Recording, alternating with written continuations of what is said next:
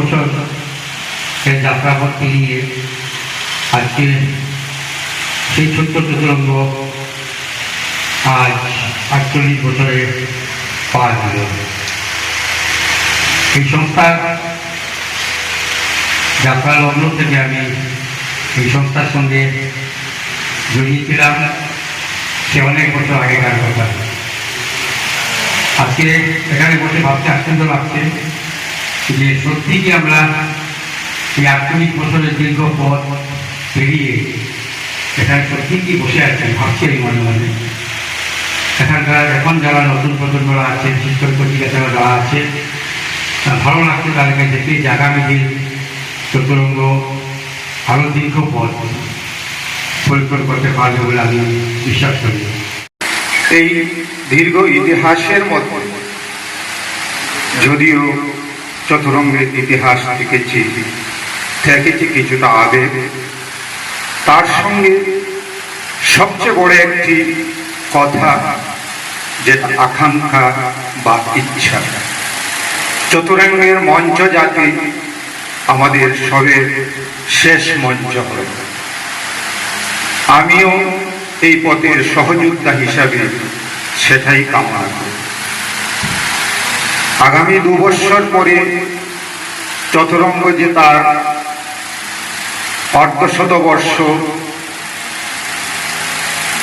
পৌঁছবে, 50 বৎসরে পৌঁছবে, সেদিকে লক্ষ্য রাখলে আমাদের অনেকটা গুরুদায়িত্ব আছে।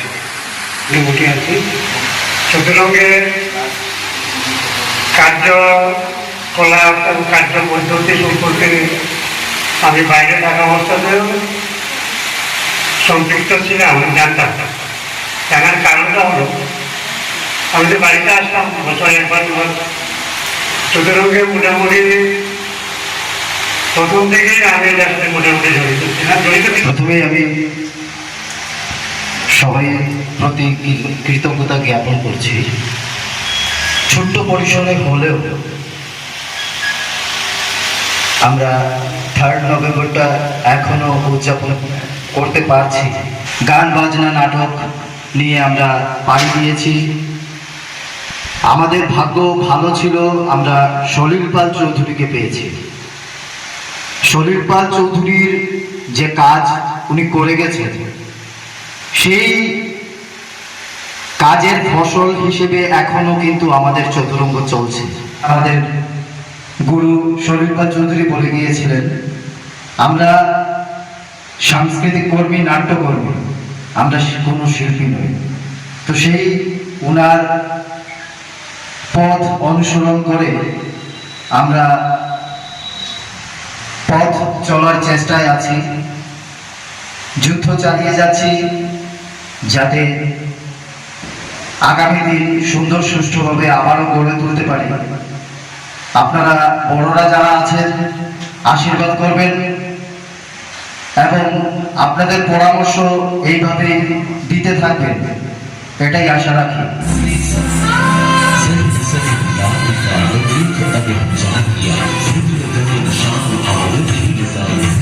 আজকে যে আপনাদেরকে এখানে আমরা বলেছি যে কাকু আসেন বা দাদা বড়দা যারা আছেন, সবাইকে বলেছি কেন যে আপনারা যা বলবেন আমরা শুনবো এবং সেখান থেকেও শিখবো।